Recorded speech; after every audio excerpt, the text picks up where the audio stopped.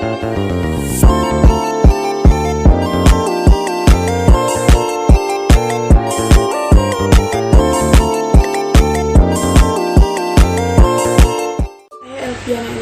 NIM 2202209 akan memaparkan materi yang pertama, yaitu tentang karakteristik anak usia dini berdasarkan usia.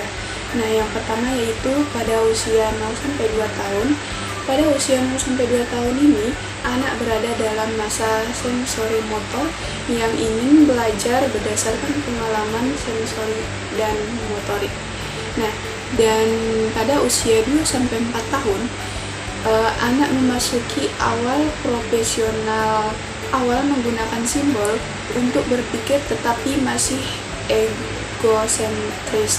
Nah, pada usia 4-6 tahun, pada usia 4-6 tahun ini anak memasuki masa profesional lanjutan.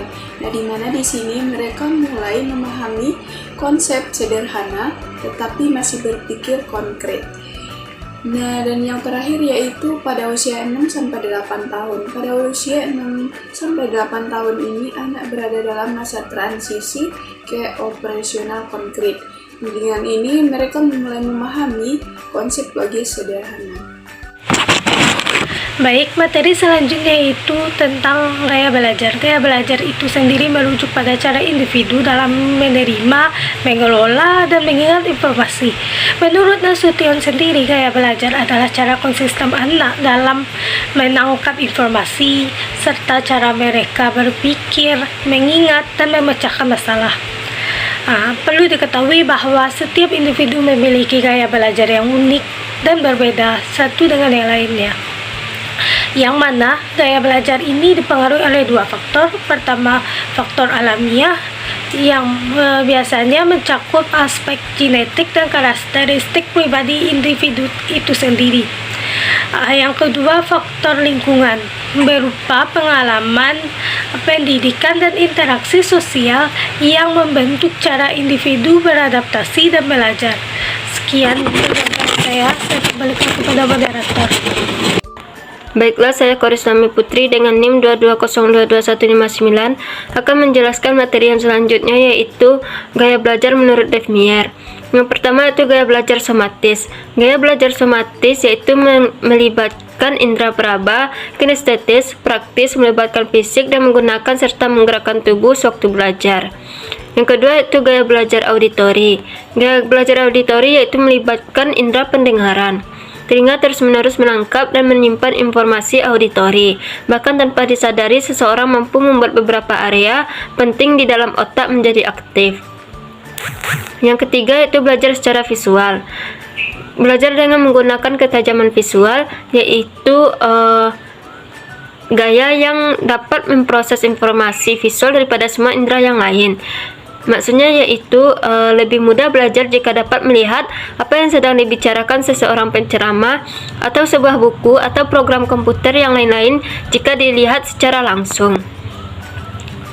Yang keempat yaitu belajar intelektual.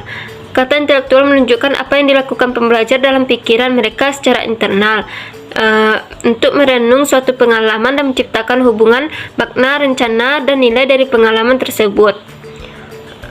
Intelektual adalah bagian dari merenung, mencipta, memecahkan masalah, dan membangun makna. Menurut Devmeier, intelektual yaitu pencipta makna dalam pikiran, sarana yang digunakan manusia untuk berpikir, menyatukan pengalaman, menciptakan jaringan saraf baru, dan belajar. Ia menghubungkan pengalaman mental, fisik, emosional, dan intuitif tubuh untuk membuat makna baru bagi dirinya sendiri. Itulah sarana yang digunakan pikiran untuk mengubah pengalaman menjadi pengetahuan, pengetahuan menjadi pemahaman, dan pemahaman diharapkan menjadi kearifan. Selanjutnya gaya belajar menurut Lane O'Brien. Yang pertama ada visual, yaitu setiap anak memiliki potensi visual sebagai kemampuan untuk melihat dan mengamati suatu benda sehingga memperoleh informasi tentang benda tersebut. Lalu yang kedua, gaya belajar auditorial, yaitu gaya belajar auditorial adalah gaya belajar pada anak di mana anak lebih senang belajar dengan mendengar suara atau musik. Pada anak dengan gaya belajar ini, sangat aktif dan mudah memperoleh informasi melalui indera pendengarannya. Lalu yang ketiga, gaya belajar kinestetik. Anak yang memiliki gaya belajar kinestetik akan belajar secara optimal dengan cara menyentuh, membongkar pasang, dan melakukan sendiri atau learning by doing. Lalu yang keempat, gaya belajar campuran, yang dimana sebenarnya hampir semua anak didik atau anak TK memiliki gaya belajar campuran.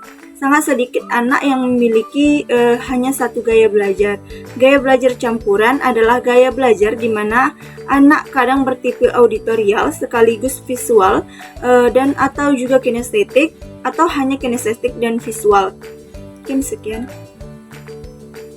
Materi selanjutnya yaitu ciri-ciri gaya belajar anak. Yang pertama, gaya belajar visual. Ciri-cirinya yaitu pertama, memperhatikan guru mengajar. Anak akan berusaha melihat wajah guru yang sedang menyampaikan materi. Dan yang kedua, tidak suka mendengarkan penjelasan orang lain.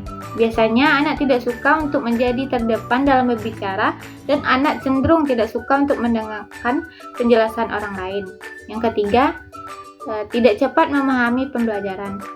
Umumnya, anak tidak cepat dalam memahami pembelajaran yang disampaikan. Anak dapat berdiam diri dan tetap konsentrasi manakala lingkungan banyak keributan dan ramai.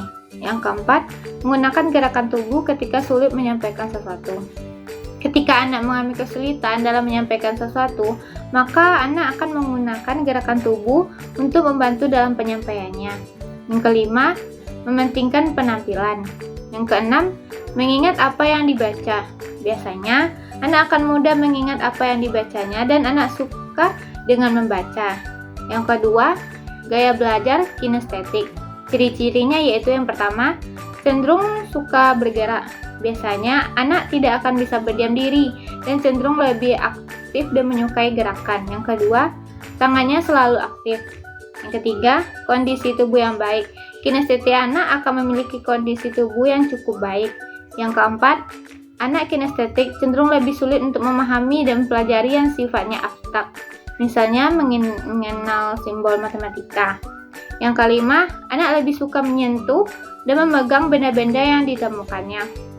Yang keenam, menggunakan jari sebagai petunjuk ketika sedang membaca. Yang ketujuh, suka mengekspresikan dengan gerakan. Selanjutnya yang ketiga, gaya bahasa auditori. Ciri-cirinya yang pertama, anak suka berdiskusi dalam belajar. Yang kedua, sering berbicara banyak. Yang ketiga, mudah mengingat lirik lagu. Yang keempat, belum pandai menulis. Yang kelima, sulit dalam mengingat bacaan. Keenam, tidak suka melihat hal baru di sekitar. Yang ketujuh, anak suka berbicara sendiri.